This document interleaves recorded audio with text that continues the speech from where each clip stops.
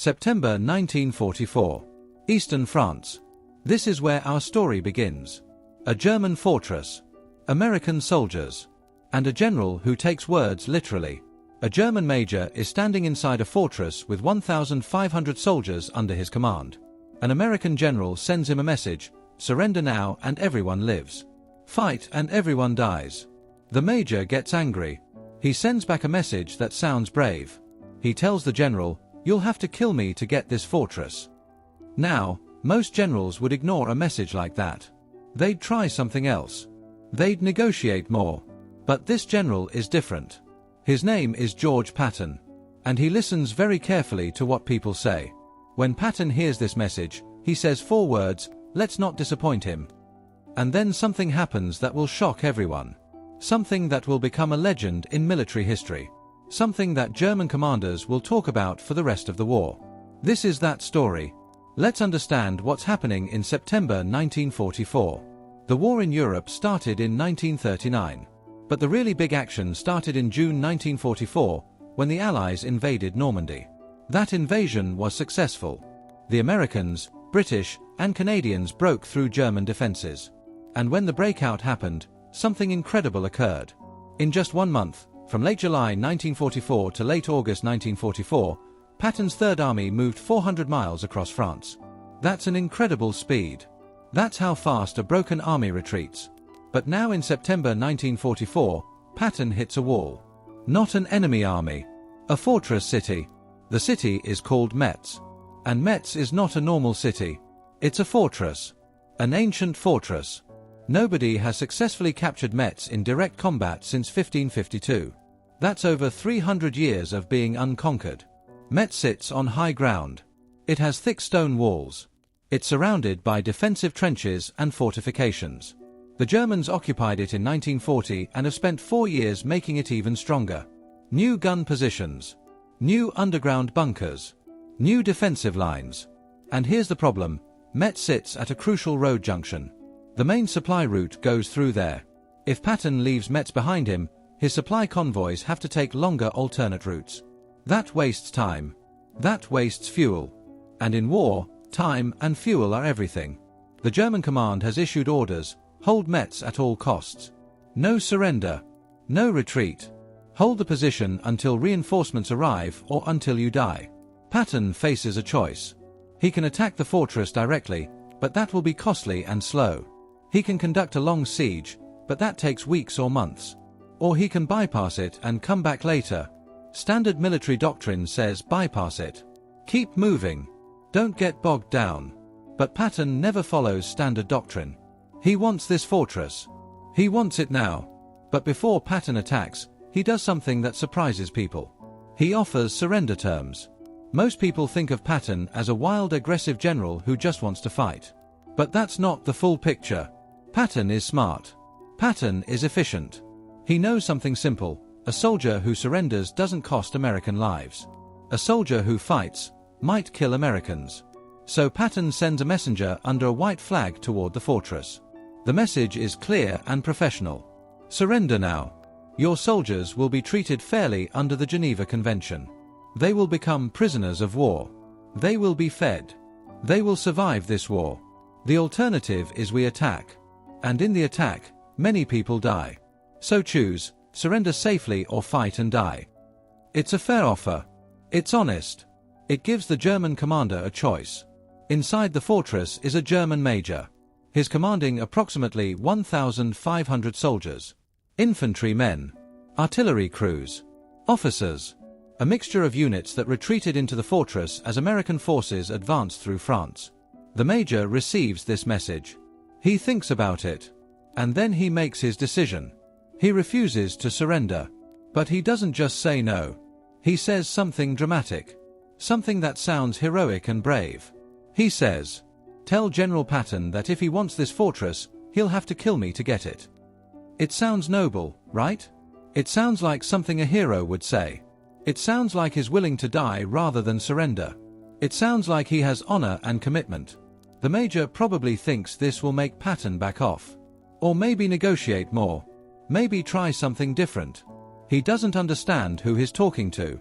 Patton receives this message. The officers around him are watching. They're wondering how he'll react. Maybe he'll get angry. Maybe he'll try more negotiations. Maybe he'll order a slow, careful siege. Patton does something different.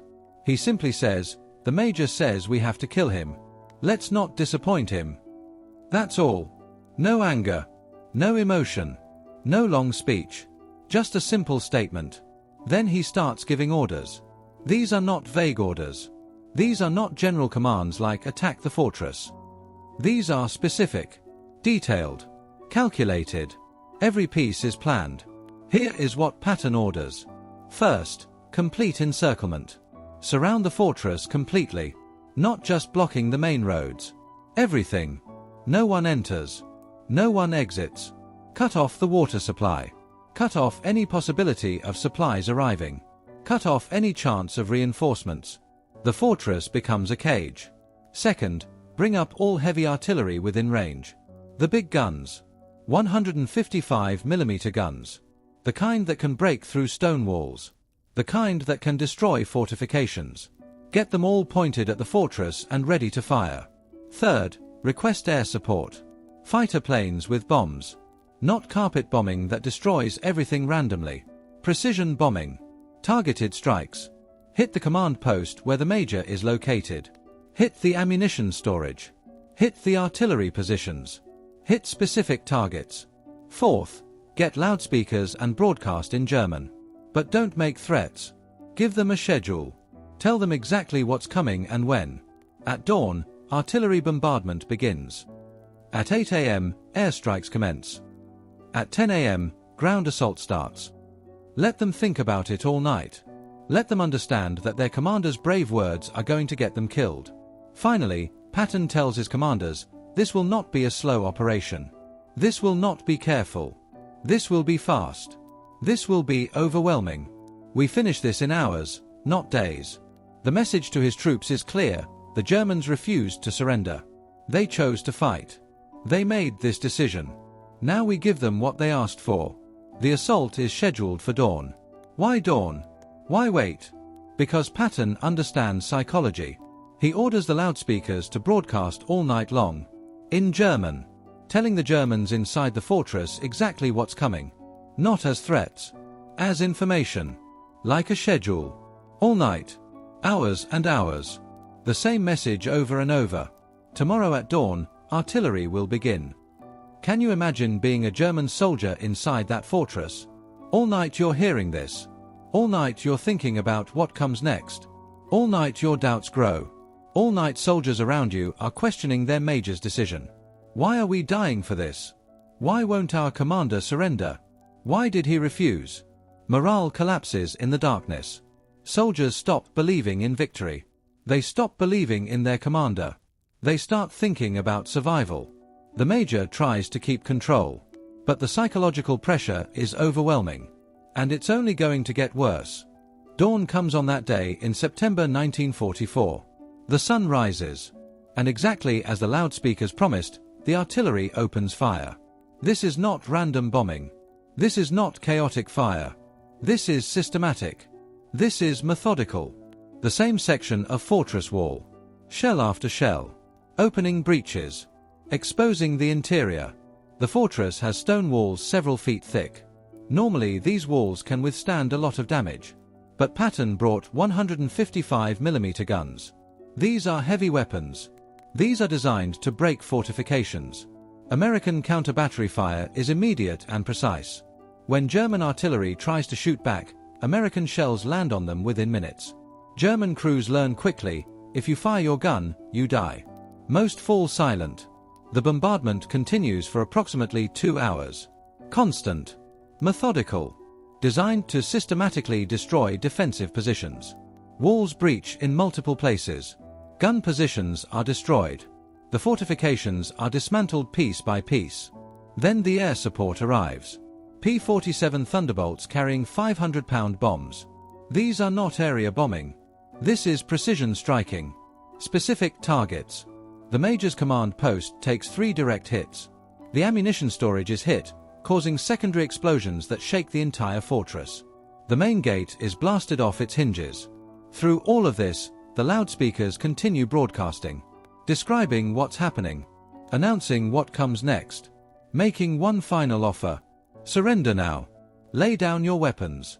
Walk out with your hands up. You will be treated fairly. You will live. This is your last chance. And something remarkable happens. Soldiers start to surrender. Not everyone. Not all at once. But small groups. Then larger groups. German soldiers slip out through the damaged walls with their hands raised. They're walking toward the American lines. They're choosing life over their major's command. The major realizes what's happening.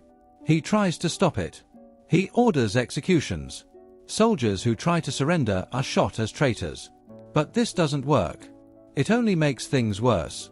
Now soldiers are trapped between American firepower above and their own commander's guns behind. Morale completely collapses. Soldiers realize there's no winning. There's no honor. There's only death. So they surrender. By mid-morning, the fortress is destroyed. Walls are breached in many places. Artillery positions are gone.